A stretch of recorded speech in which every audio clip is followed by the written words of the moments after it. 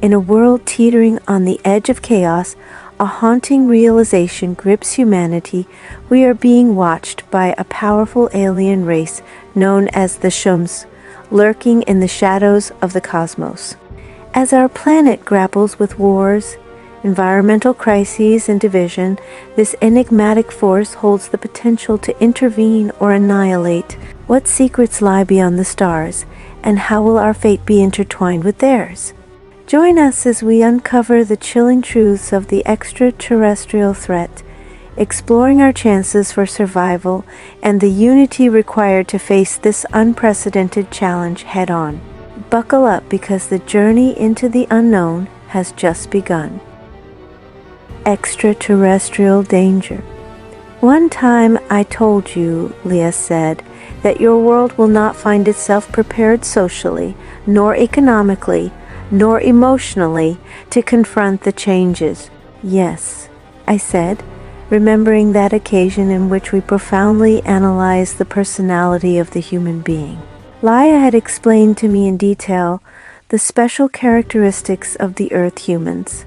Remember, she said, that speaking of the different characters demonstrated by one living being, I told you of other civilizations. You had asked me if there were beings more aggressive than the Earth humans inhabiting this universe. I mentioned that there was, and spoke about those who have been coming on various occasions to your world.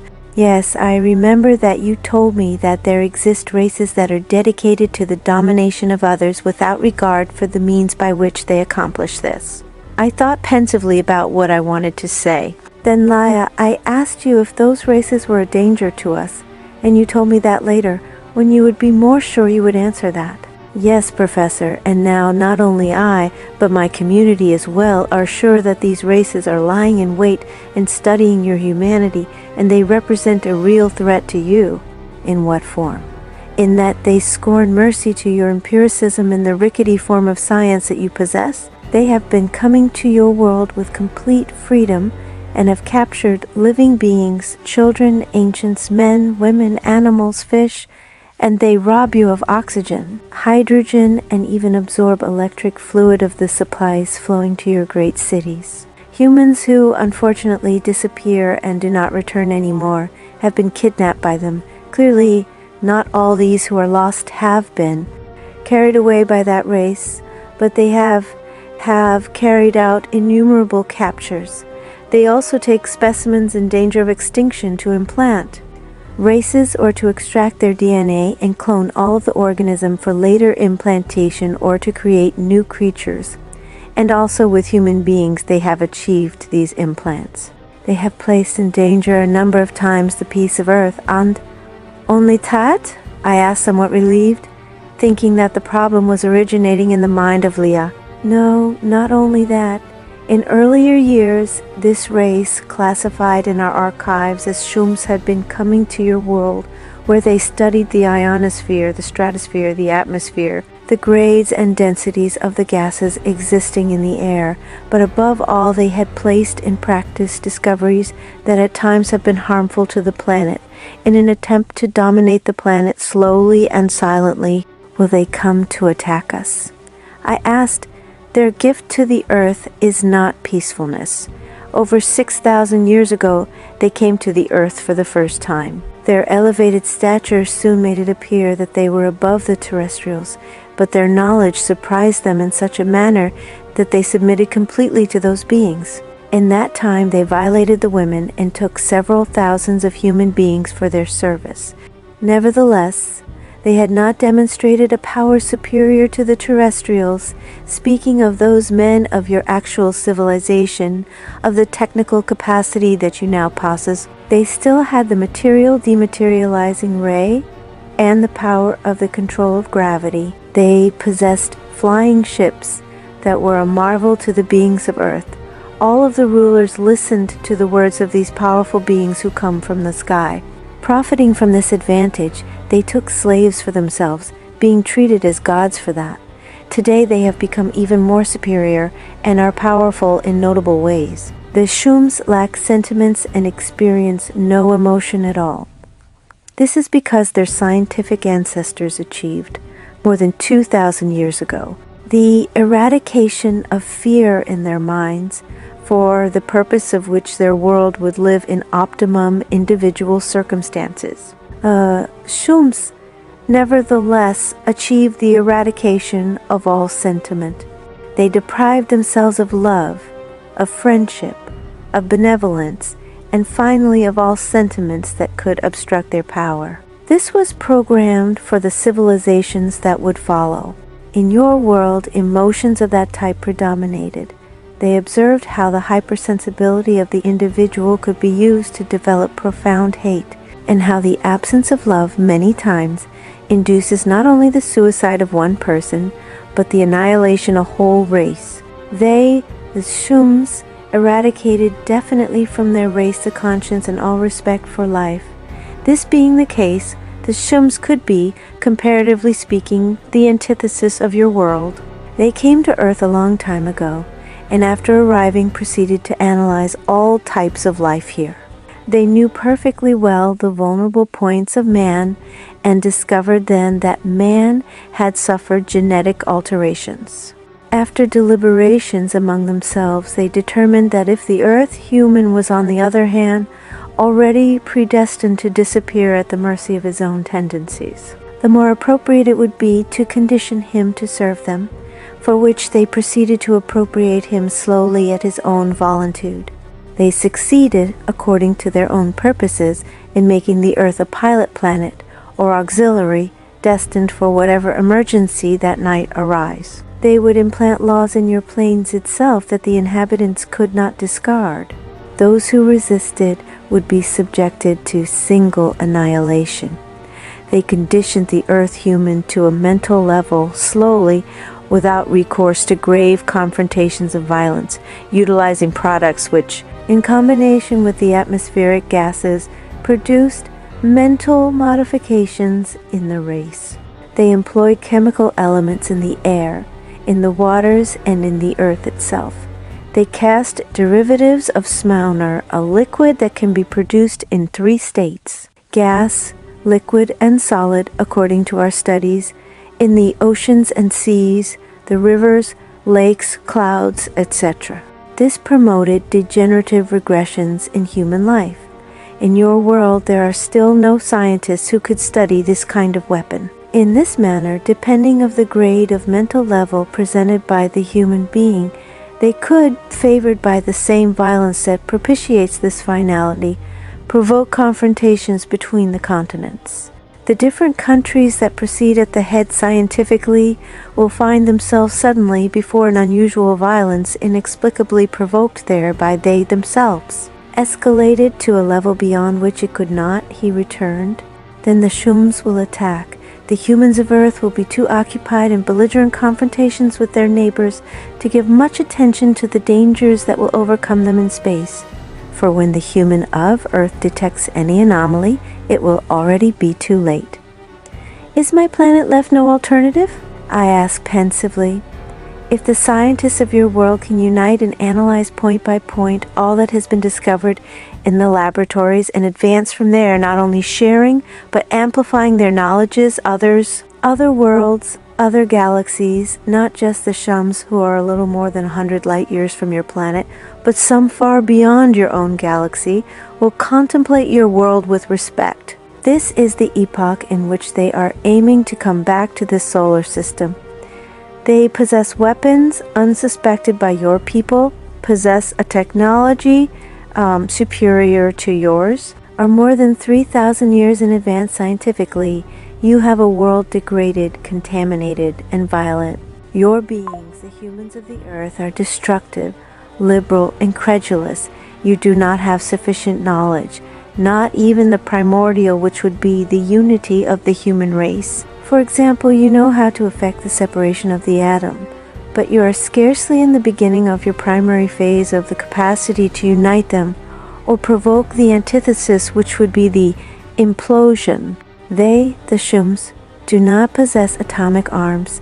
To annihilate the human beings, they will then utilize inclusively the hydrogen that every body stores in its own nature. They possess advanced technologies before which you would be devastated. It will require the alien of all your whole planet to repel one attack of the proportion which can be expected. The Shums have been dominating your world since the years from 1914, have been proposing that you yourselves annihilate each other, and perhaps when your world is desolated, they will come and colonize it. Thus they would increase even more the territory which they dominate. Why not help us? If you have known this for such a long time, why have you not told the Earth humanity? I asked, looking anxiously at Leah. Your world worries us. A technical ingenuity moves within it that does not deserve to succumb to the hands of beings who have the Earth at disadvantage. You ask why we have not done something. This would be to take the Earth as a field of battle, and forgetting that after the attack was repelled, your humanity would no longer exist and your world would be a hybrid planet. All try to avoid this, knowing that if life on Earth comes to an end, it will be the end of a planet beautiful and replete with diverse forms of life. What is required is to prepare your scientists. We have spoken on an infinity of occasions with prominent and key people in some countries. You will be surprised if I tell you that we have had contacts with ambassadors, with tenured professors, and with other people of your civilization. They simply do not believe us. They would like to see us as deformed beings, green, blue, with scales instead of skin, with enormous amphibious eyes. But they do not know that all types of human beings always present similar form. We have offered irrefutable proofs, photographs, formulas, and we spoke of things the Earth human could not know.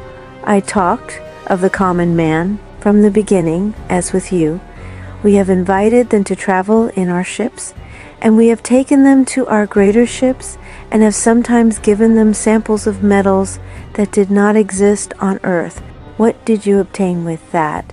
Fundamentally, that the terrestrials with whom we have had contact are considered demented. If perchance some proof is offered, this is misplaced or it is hidden when it represents a difficult scientific challenge to explain in words of your world. Generally, they guard those proofs for which they have no explanation.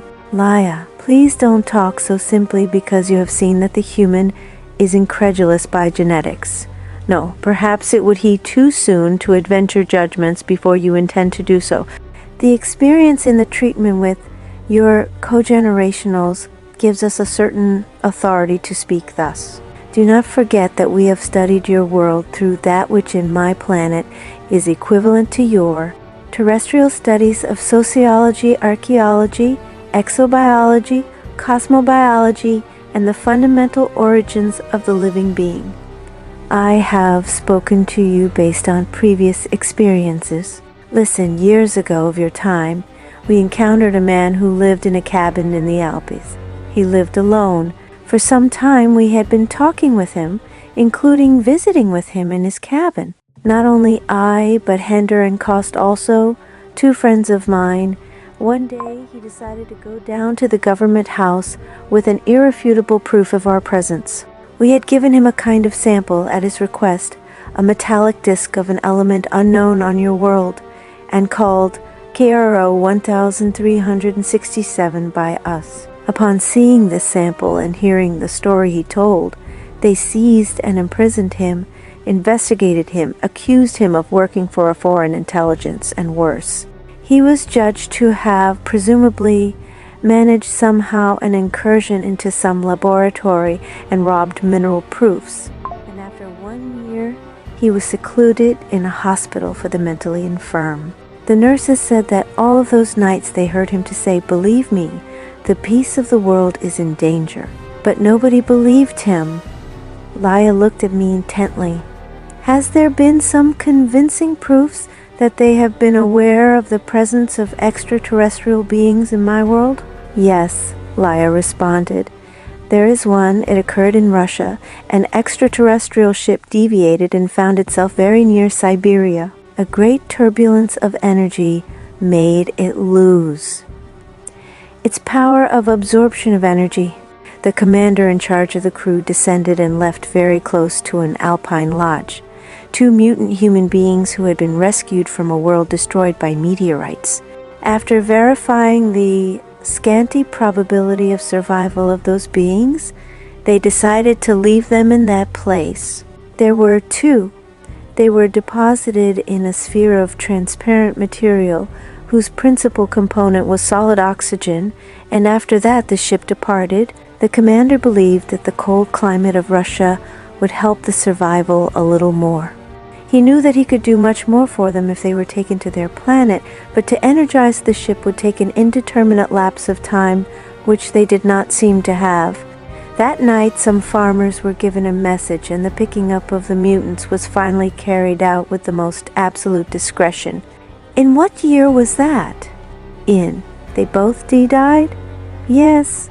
Russia then knew that they were not alone, and that sooner or later they would be presented with superior proofs of this. The component members of that group agreed to treat the case with the utmost reserve.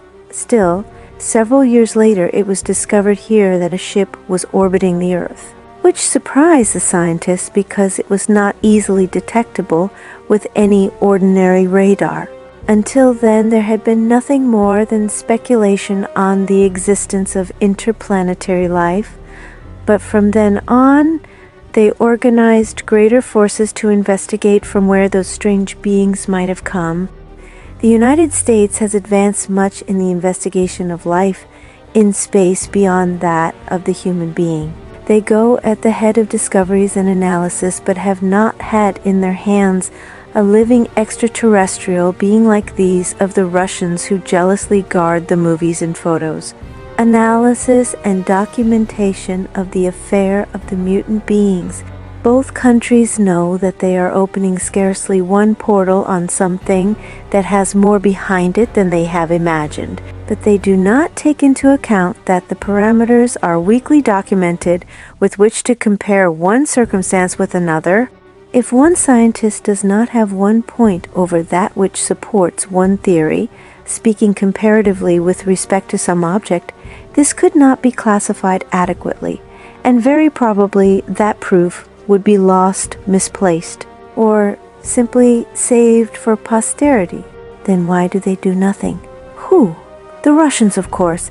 They did not know before they were confronted. They ignore the naturalness of life in space, saying they are on the offensive, thinking that all they encounter here on your planet is coming from the same place. The offensive, of course, is more focused on neighboring countries than possible threats from space.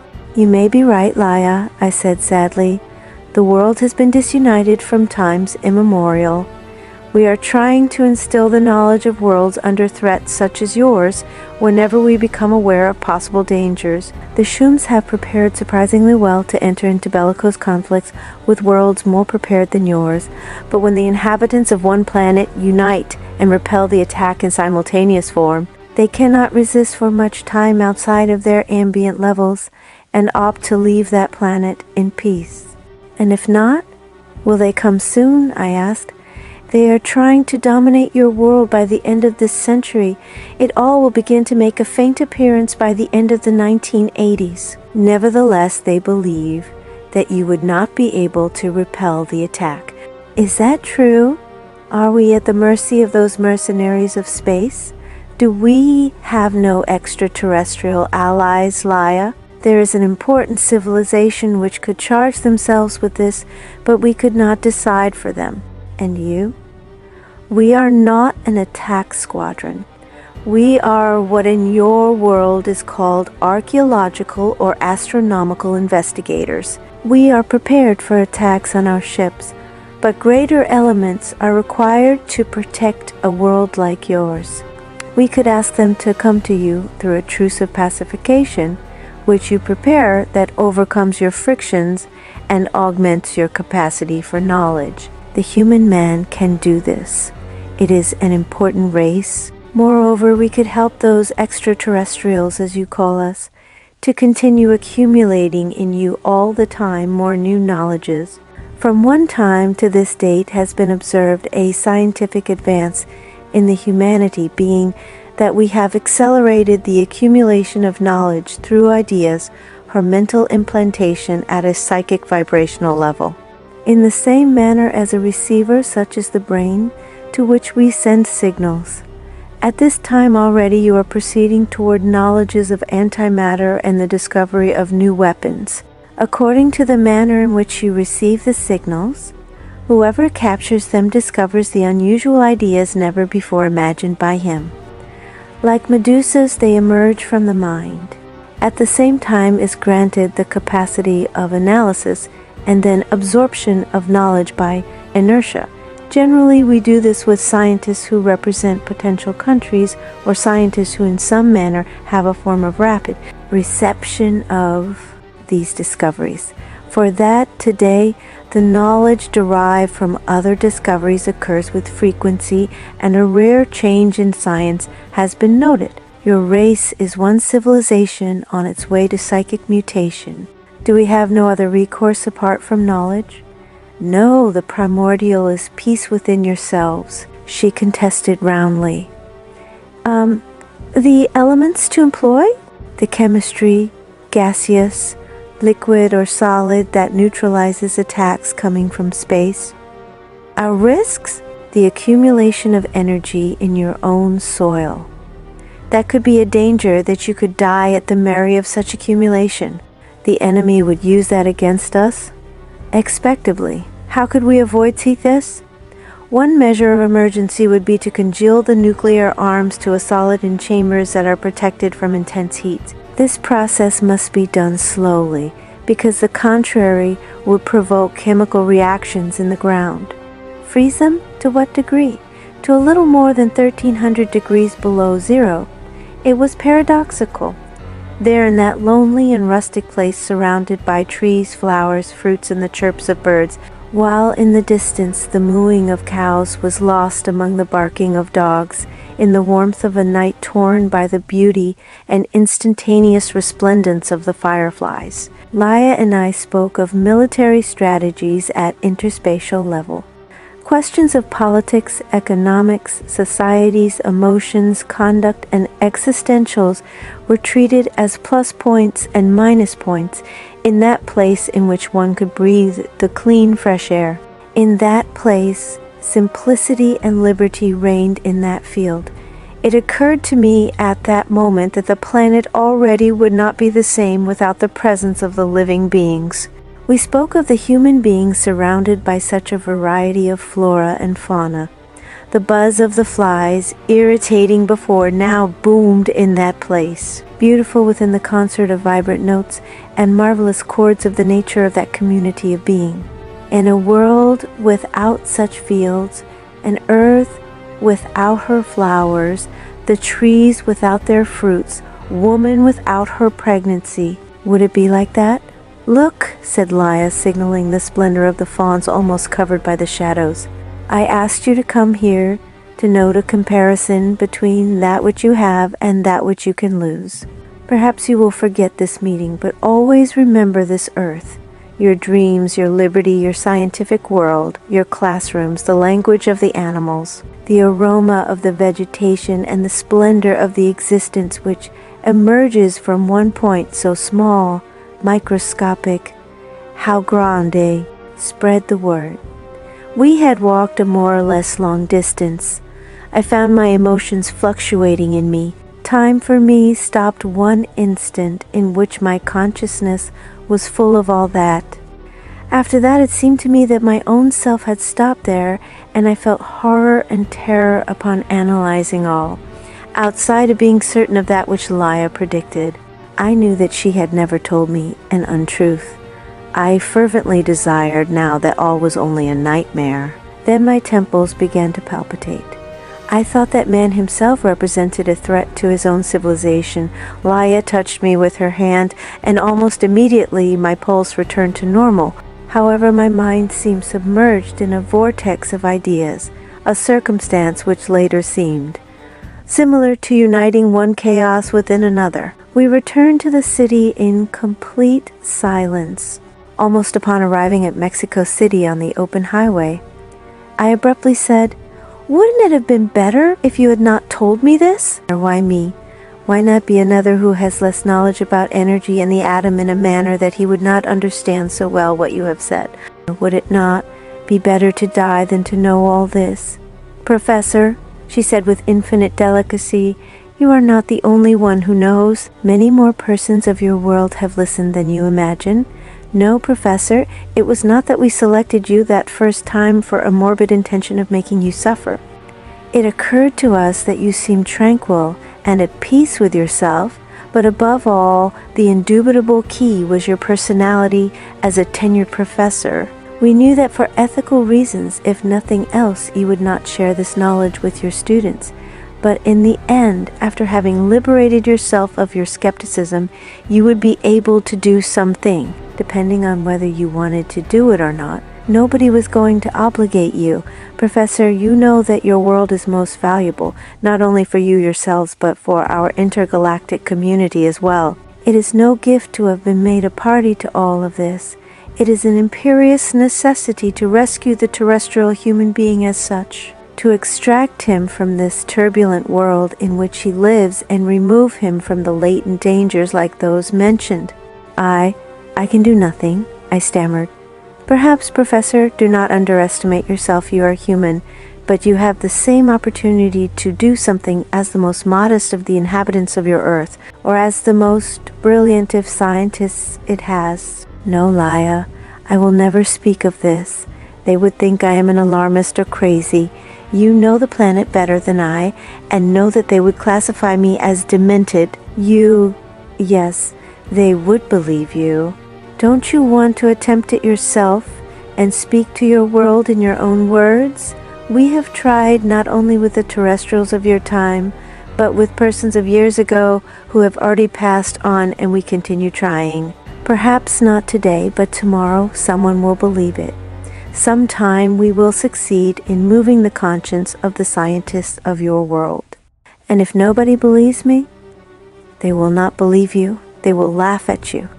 They will accuse you of being a charlatan. But what do you believe is preferable? Be silent or speak though they treat you as demented? In my position, Leah, I would prefer to be silent. I said without the least conviction, but thinking about my children and my wife. Professor, she said warmly, your humane characteristics have matured to such a grade that a moment will come in which, knowing the knowledge and overcoming your pride, you will weaken and speak as though it would be an imperious necessity. You will feel it thus. Wait, I said. They are not small, the dangers to those who see themselves so exposed or the earth, because they would feel in a conflagration such as this that we would be completely alone in the universe, exposed to dangers that could not even be imagined by man. You are not alone because there is life on other planets. No, Leah, I don't want to say that. Let me explain to you. It would be like I believed that the Earth had no friendship with another similar planet that occasionally could offer help. This same atmosphere created around your planet could bring such isolation not only internally but externally as well. Yes, it is as if we had a fort replete with arms, hated the neighboring nations, and boasted all the time, thinking that someone would classify us as cowards if we did not do so. Yes, that occurs, said pensively, greater dangers. Leah, do you know which would be the arms that put an end to man? At first I will tell you that the most dangerous weapon that you face is the hate among your own selves. This slowly destroys the psyche most brilliantly. Hate is the generator of much of the ills that actually assault your society. But as you ask me about weapons of another type, I will try to explain something to satisfy your knowledge. To the inhabitants of Extraterrestrial, we worry profoundly about the chemical threat, weapons, that have been used without any provocation and which scarcely leave a palpable trace on the earth. Your two great powers are selling chemical weapons with a profusion never seen before. It is as if your own world was in great haste to annihilate itself. Today, in your universities and even your schools, Any student who is in possession of an adequate formula can use chemical weapons to attack the nervous system of the human being and could destroy the neurons of any living being, or simply terminate the vegetable life of your whole civilization. Moreover, the waters of the rivers can also be contaminated as a form of attack by one civilization on another, and very few times can the origin be detected. In time, you will find that a still worse form of degeneration in your own race is attacking the primordial particles of your own DNA, and with a little luck will convert you into a race of mutants. This happens with a certain frequency in your universe. The indiscriminate use of chemical agents produces cellular degeneration already in your skin, in the bloodstream, or at local levels also, and provokes heart attacks and cerebral paralysis. You are actually experimenting with gases that totally paralyze the nervous system of the whole living being, with gases or liquids that are soluble in air or water. The chemical weapons, for their silence and for being difficult to detect, will soon be the ones that are used most frequently. They are used to sabotage, to imprison, to corrupt, destroy, etc. Will this occur soon? Professor, she said, looking at me as a mind of substance, I am moved that you ask me if this will occur soon when I have told you that, and you give the impression that your time being really valuable, it has not been of sufficient importance to you. What does soon signify to you? This is occurring in your world already. The word pronto is already applicable today. You have already used chemical agents in your Second World War, but today they are more, as they say, stylized. The human being himself has absolutely no idea of his high degree of bellicosity and toward where he is taking this. He has no consciousness of his short-lived steps, and this, thanks to his proposed annihilation, will be accelerated perhaps for your own civilization, dying at the hands of your own brothers. Why? Because even when the human being possesses the capacity for reflection, he is always preponderantly on the offensive, disposed to repel any aggression at whatever cost. The human being of your world is full of fear, fear of living, of suffering, of dying their sins. Not only are bringing an end to those who have the misfortune of coming in contact with them, but also to those who still are not born. Not only the attacked will succumb, but also the attacker who has contact with those weapons will die. For such, the aggressor and the victim are sentenced to suffer the same effects by those who have developed the chemical weapons. A suicidal humanity. Is this the most deadly? I asked Leah. The most dangerous and the most sadistic, because it will bring the end of humanity slowly. It makes us sad to know that while the Earth humans are attacking each other with chemical weapons, another world, situated on the outside of your solar system, also is planning to attack you with weapons and chemical reactions. In my world, could we impede the proliferation of these weapons?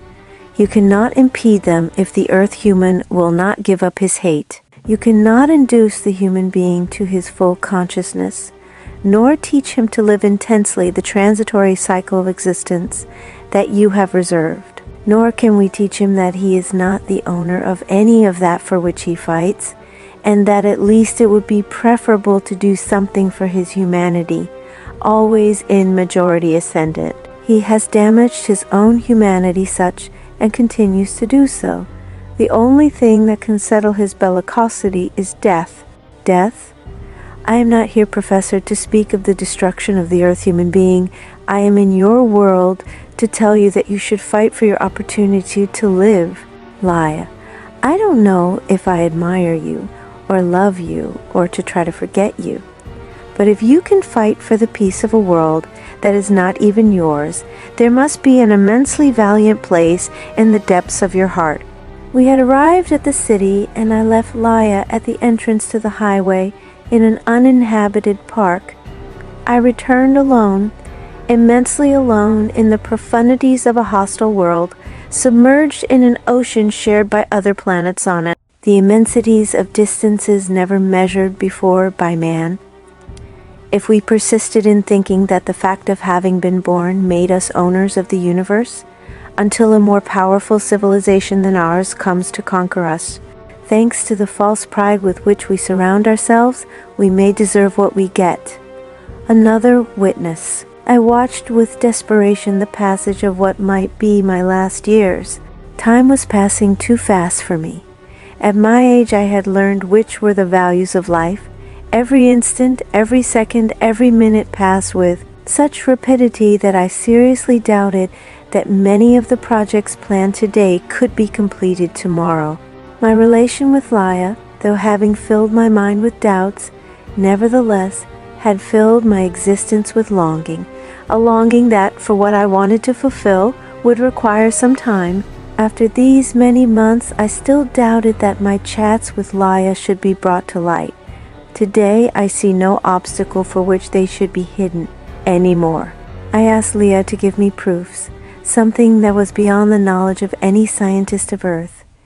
"You shall have it," she told me one day, in which she saw my anxiety reflected in my face. Nevertheless, I asked her many times if perhaps that proof could be provided some time. One night, Leah had informed me that she knew of another person who had had an experience similar to that of mine. He was a man who lived in Chicago. That was all she would tell me. I argued that I didn't know if I would be able to go there, thinking of my work, time certainly being saturated in the laboratory at the university. "You want a proof? I know that you will go. They will ask you to go." She asserted this in a manner that left me with no doubt. It would require much time for me to solicit permission to absent myself from the laboratory, or to leave my work to anyone with sufficient capacity to continue the labors I had initiated.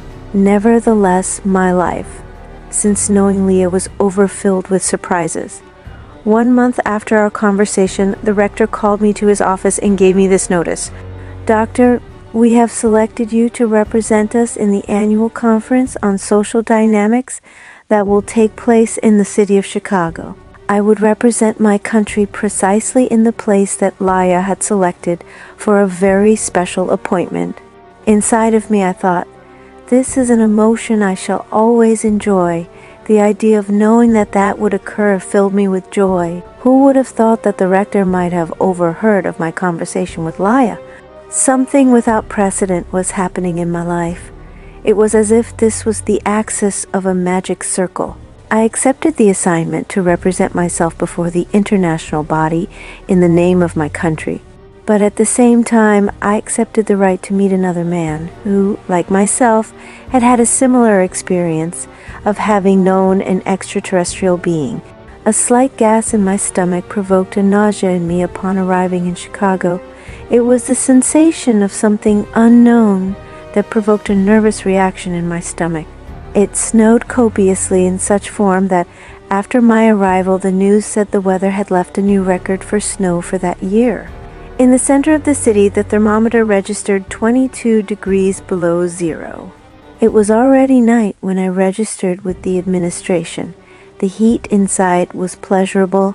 The climate conditioning functioned marvelously well. Once inside my room, absorbed, I pressed my face to the window, abstractedly observing the slow fall of the big snowflakes. A beautiful spectacle for me. I watched the going and coming of people I did not know. Races mixed among themselves as if in a swarm in an urban area of impressive dimensions. People coming from diverse parts of the world surrounded one another, so close physically, but all seemed indifferent to each other. I put on my overcoat and a scarf and decided to go out despite the severity of the weather. The cold was intense, and my face froze in a moment. I walked rapidly to get warm.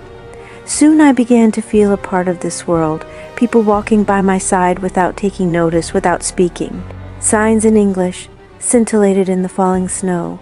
Voices lost themselves as murmurs in the winds that howled in the ears of whoever did not wear protectors like I. Nobody seemed to advertise that they were in a human world, inexplicably.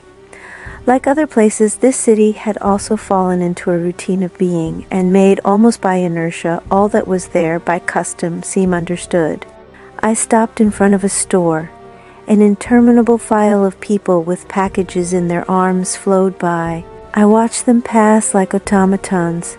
Soon I began to make a comparison between what must be the world of Leah and that which was of this planet which I called my own, without belonging to me. Suddenly a question sprang into my mind.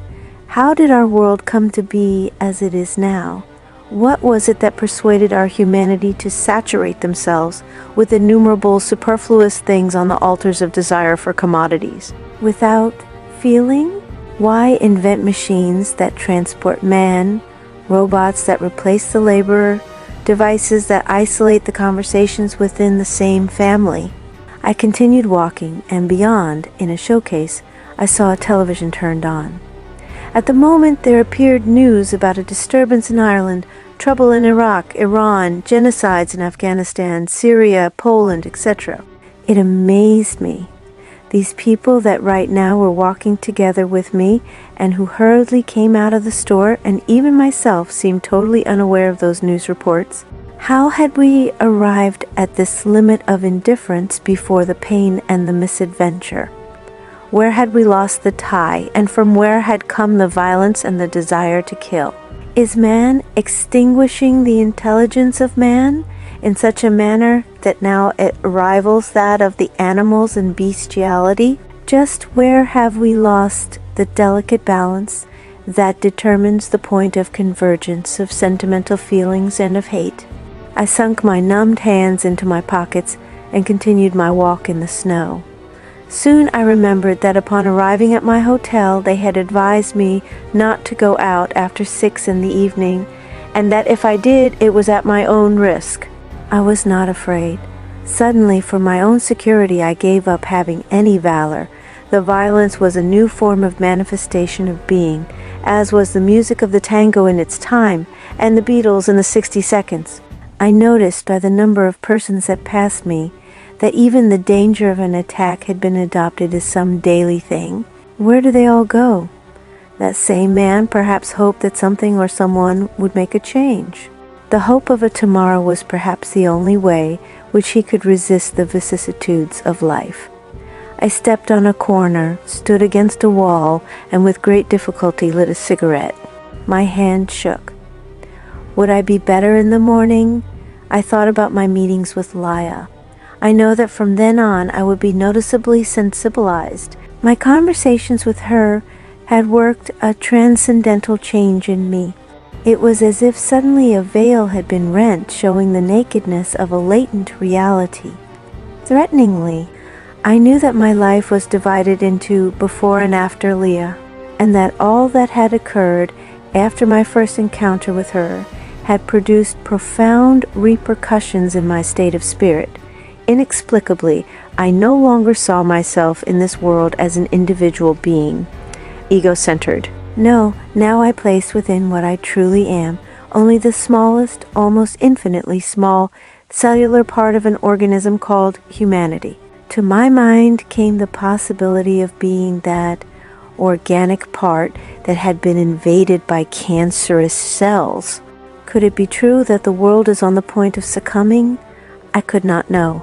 On this point, Leah had been discreet. She had advised me of various dangerous situations, but she did not answer when I asked her to tell me if we would survive into a future not beyond the end of the world. I felt, nevertheless, something inside of me, like an agitated sea at times, or like a sky at the beginning of a tornado. I intuitively felt something that I could not decipher. For the moment, a change had come over me.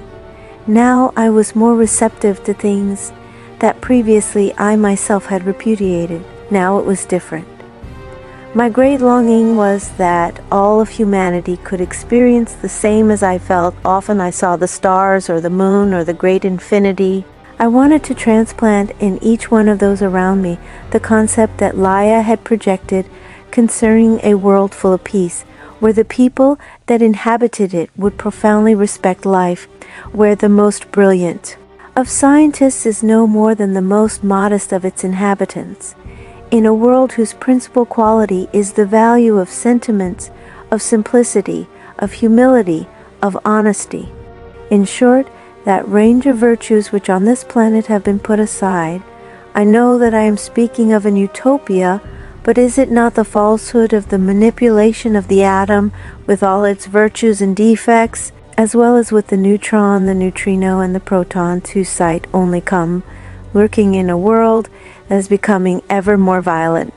I see through these things, trying to find the good in each one of them, analyzing the situations at a world level, and I see with sadness the great human errors that affect thousands of lives of innocent human beings, whose only fault was to have been born here on earth.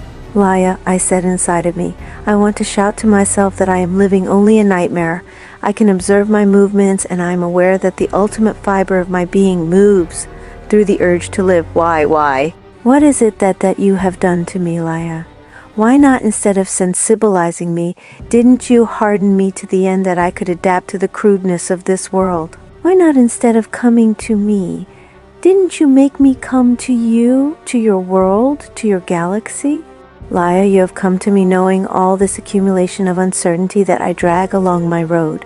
You have tried to open my eyes by transforming that which blinded my mind. You have opened a window into the unknown, and I, the ignorant, the incredulous, after looking out, doubted that there would be anything there despite having seen with my own eyes. I don't know if it has hurt me or benefited me. I do not know how much man himself does not know, or whether to live will prejudice him or will benefit him. You have involved me in the same vortex of feeling, coming to make me love life, but I am left with one simple question: how to live it. I don't know if as man I am now within a labyrinth, or if the labyrinth is immersed within me. Leah, after all you have given to my life, I am today in a dilemma. Perhaps it would have been preferable to ignore all that you have put before me, or perhaps I should have opted to remain in doubt of the knowledge. I know that apart from you yourself later, exactly since that first circumstantial moment in which I met you, I have not been the same. With frequency, I consider myself common, sensible. What have you done to me? I believed in the past that my life had been rich in knowledge, but you, with all you have told me, have enriched the present and belittled the past. All has now taken on a strange shade to the eyes of others, but beautiful and fascinating in my view. Now I know that there exist as many galaxies as worlds in the universe, and that many of them are populated by intelligent beings. Leah has told me so, that enormous plurality of worlds could be equal or more beautiful than the Earth, the planet on which I am now. But for me, having been born here has been one great adventure. What am I going to do with all this she has left us? Disseminate it or save it for myself at the pain of losing my mind. Now, as I try to see through the eyes of my own world, I do not know how it will come out to the last fiber of each human being. It all seems insensible, cold, and nevertheless it is not. Because the life that has emerged from that is indescribable as a marvelous fusion that springs forth from nothing, and for the same, in its way, this life of mine is precipitated toward the same intangible point from which it started. Is that the destiny of man? What will happen in the days to come? Leah, come back and take my hand. On doing this, inside of me will vibrate the words, I love you. Because through this platonic love I feel for you, I have been able to love humanity intensely. I believe I have now discovered your legacy love. It is the same love that converts a hurricane to a light breeze and provides the rains that wash all the stains from the soul. Love is what makes possible the saturation of beings on the planet, the love that survives in the tempests of an angry sea. Leah, I know that you are nearby, but the dimensions of this love frightens me. When you spoke of the manifestation of matter as something much more than what we are aware of in our world, you had good reason. I asked you at that time, where did man come from? And your response was, the being is ethereal, invisible, is strong, grand, and powerful. It is pure energy in spiral vortice. As it has total polarity it can be sound in its antithesis. For it is then that it manifests as matter, taking on this aspect as a garment. The ethereal being then can learn to laugh, to cry, to shout, to feel, sing, and love. But the finality of matter also is known to destroy. Yes, Leah has said to me through words of profound content that I am a man more tailored in the interior than much of humanity, implanted with something indescribable which is as fantastic as incomprehensible. How did I come to love you? How bold of me to feel love for you. Do I love you for yourself, or for what you represent, or for admiration, or for all these things together? I was surprised. I had withdrawn from this world by means of my imagination.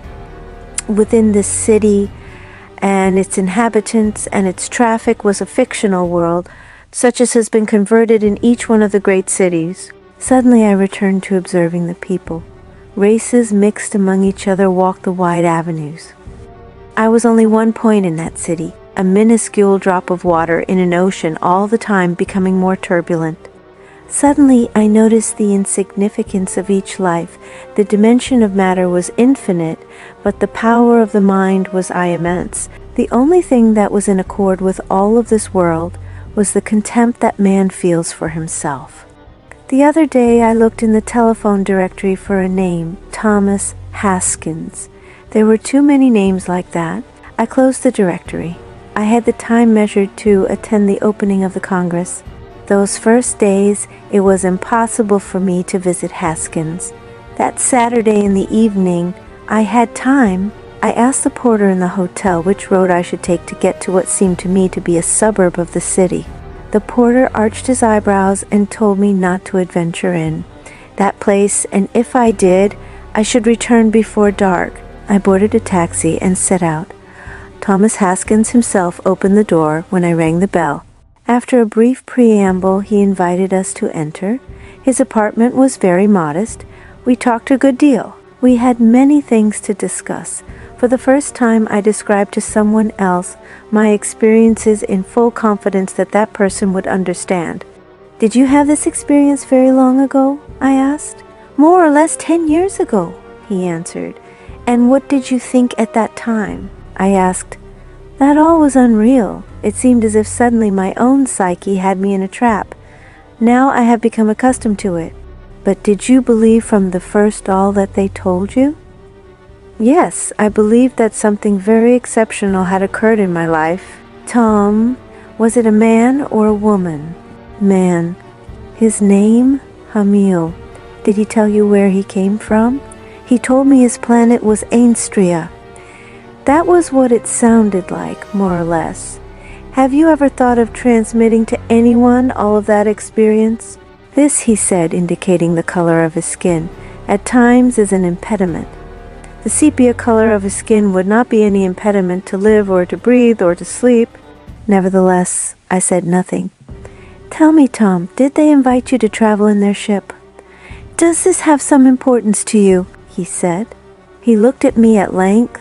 He drew in the smoke from his cigar and, exhaling with each word, said, "Yes, I have traveled in their ship, but that I save as though it were a dream. They took me out to observe the world, and I could see through a sensor the passage of the comet Halley." "Did Hamil tell you anything about that?" "About what?" "About the comet." "Ah, yes," he said. He closed his eyes a moment as if evoking some passage from his life and continued. "When I was little, my mother prohibited us going out whenever there was an eclipse or when it was said that a comet was passing." "Did you mention this to Hamil?" Yes, and he told me that our ancestors thought that comets were a powerful source of energy. They thought their passage through the universe was damaging to all they encountered, like they were gigantic aspirators that absorbed many of the gases they confronted, distributed throughout the universe. These gases frequently are highly dangerous to the life in space, and many of them feed themselves on energy. He said that a comet absorbing energy and by the force of friction, as well as the enormous concentration of particles become saturated, are some of the gases trail away to form the tail, and in this manner scatters the flow. So to speak, of these gases already highly contaminated with others. Such, upon being scattered in space, are attracted by planets that are relatively near their path.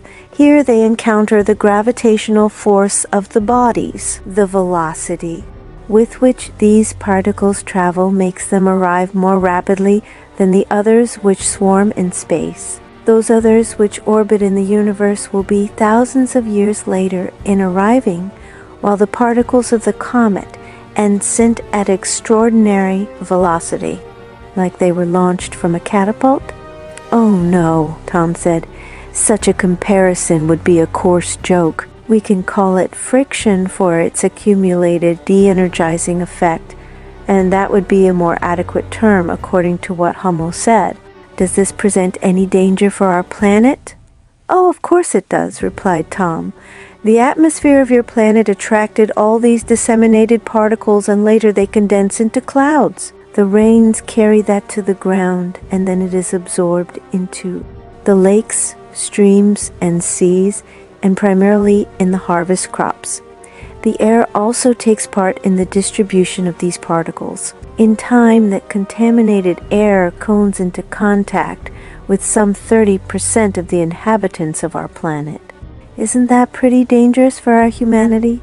Yes, that is what Hamill told me. He also told me that space is saturated with dangers and that we still do not know the extent of that harm. He told me that if the scientists of Earth would unite to bring exact knowledge together to expel all of this kind of particles toward the outside, perhaps within 20 years we would be in a position to do it, one thus avoid greater contamination of the planet. What else did he tell you?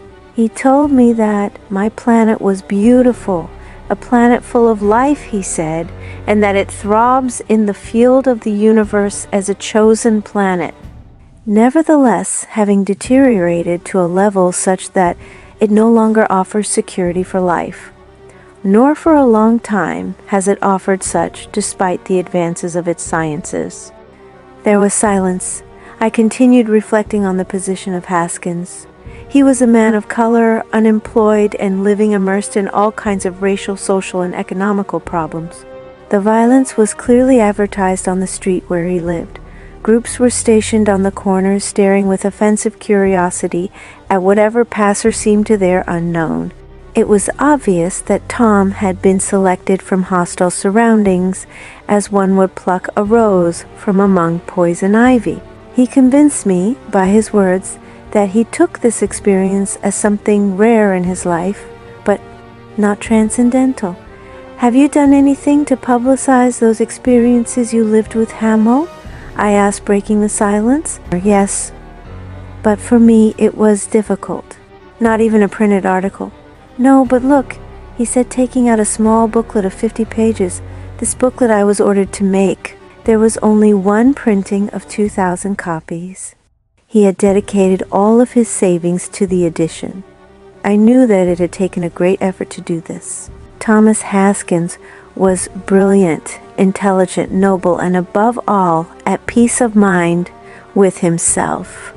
He seemed an exceptional man, drawn from an unhealthy environment, but what impressed me greatly was his resignation before the means in which he had to live. He believed that his friendship with extraterrestrial beings was not going to improve his actual situation. I understood completely what he had wanted to tell me, but the revelations that pertain to us as terrestrials, charged with looking for an improvement in the world level, must be directed towards something more profound. At least that is how it seemed to me. Reclining on the bed in my hotel, looking toward the ceiling, I discovered what I did not see before.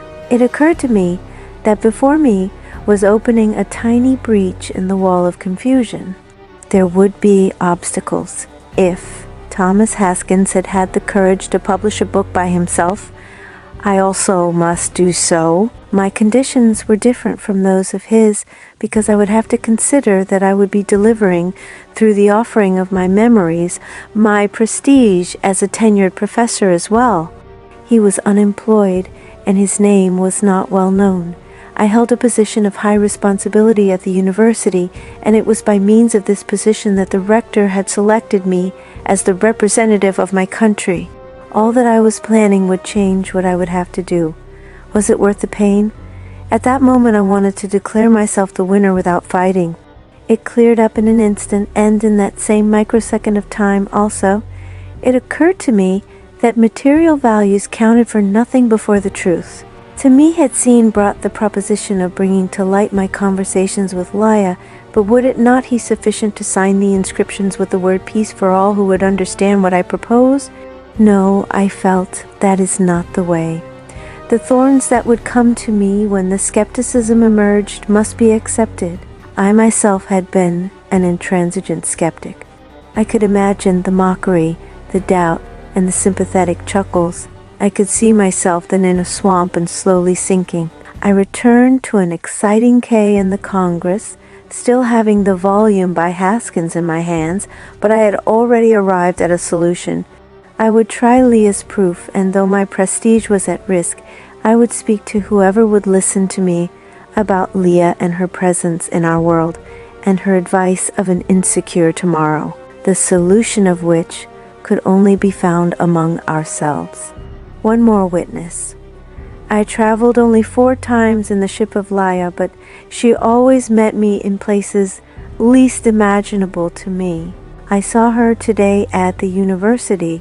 She came by that place as I was parking my automobile. She greeted me with her hand at the level of her eyes. I smiled. I invited her to get into my can. I wanted to talk to her. Leah, how is it that you always find me in the most unexpected places? That is relatively easy, Professor. I have already told you that your radiant energy is different from the others. Such is as different as the lines in the hand of each individual. Do you think that if I told anyone that I had had conversations with an extraterrestrial woman, they would believe me? No, perhaps not, but listen, Professor. This is precisely why it is that many races from other civilizations can come to this planet in all tranquility. If they save a person some proof, they would not believe it. Leah, why do you not speak in public? Why not present yourselves on television? They would not believe it, Professor. Our appearance is similar to yours. The genetic scheme from which we are created has been similar to yours, with the difference of a certain number of years. Your DNA degenerates and ceases to produce healthy cells, but there is not much chemical difference between us, except that we have strict control of our organs. Our DNA, instead of deterring the advance of cells, propitiates them and works to continue the age. I have already explained this to you before because this occurred with your ancestors. I had the opportunity to know of a man in Switzerland. He lacked one arm. He was having contact with persons from the Pleiades. I had access in a form that was mostly discreet. We, at a level of advanced interplanetary civilizations, help each other, and we share our knowledge and such on the level of civilizations. We see with great pain that you do not participate among yourselves in this. Very well, this man is called Billy, and he has had many encounters. The Pleiades civilization has delivered samples to him. They have permitted him to photograph and film their ships. He has ridden in the ships with several extraterrestrial women. They gave him a sample of metal from which their ships are made. It is a form of self-regenerating metal. It is like your cells, but of a chemical mineral configuration. Well, they permitted him to take samples and to film them. He has taken many photographs. You know that you cannot film or take photographs of our ships if we do not want it. Those of the Pleiades permitted it. What happened then? At first, nobody believed him. Nevertheless, when he offered to show the sample of mineral they had given him, it charged the events. He was investigated. He was repeatedly questioned at great length. They accused him of being, above all, the greatest fanatic to claim he had samples of his lies. Very well-informed people and some scientists doubted this. And likewise, as with him, they gave samples to a very important Russian who died after his interrogations. Or perhaps from the emotional impact on him to know that he was being contacted by someone of extraterrestrial origin. You are not the only one to be advised about the dangers among yourselves. To him also they spoke about a race that threatens your humanity, and which will be arriving around the end of the 1990s, if not sooner. You will believe that they are a race like us. But no, they could be of a different configuration, but they are very destructive and cruel. When they arrive, they will know about your position, both defensively and offensively, because they do not come in peace. Billy knows this, and they who come from the Pleiades know that one Swiss man could be better heard in the world, and thus it was. Though he was not listened to as he should have been, I tell you, Professor, that if any race comes to your world, it will come with all the powers it has accumulated over the time of millenniums, and you will have no alternative but to accept their presence. Billy knows this, and not only him, there are more in the world. But some have preferred to remain silent. Others are simply spectators on the threshold of such happenings. And you, perhaps, can contribute one grain of sand, but finally it will be that they will doubt you as they have Billy.